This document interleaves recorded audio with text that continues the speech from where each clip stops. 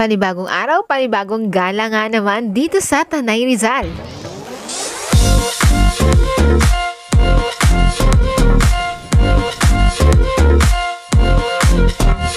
Kaya naman sa mga papasok dito, ingat at sobrang lubak.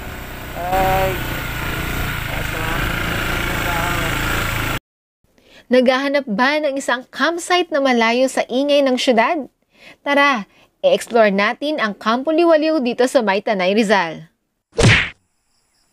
Ganito kaganda ang view mula dito sa taas.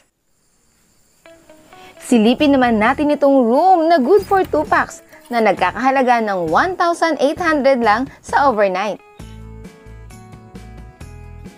Don't worry, at ang mga rooms dito ay may kanya-kanyang CR. So dito, ang amin ay makikita mo sa bandang baba. Plus, meron na rin ditong parang mini kitchen na kung saan pwede kang magluto. Huwag mag-alala dahil walang core cage dito. Ang tawag nga pala nila sa kanilang mga room ay TP. So dito kami sa TP5.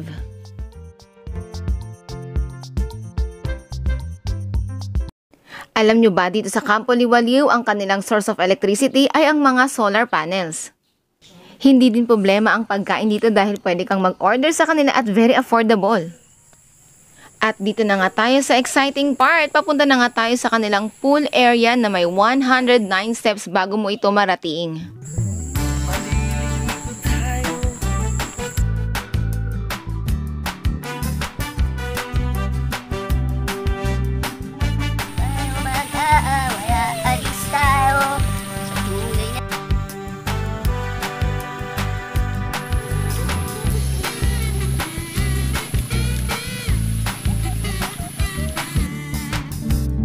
Ganito naman kaganda kapag gabi dahil sa sobrang tahimik, huni lang ng mga kulisap ang iyong maririnig sa iyong paligid.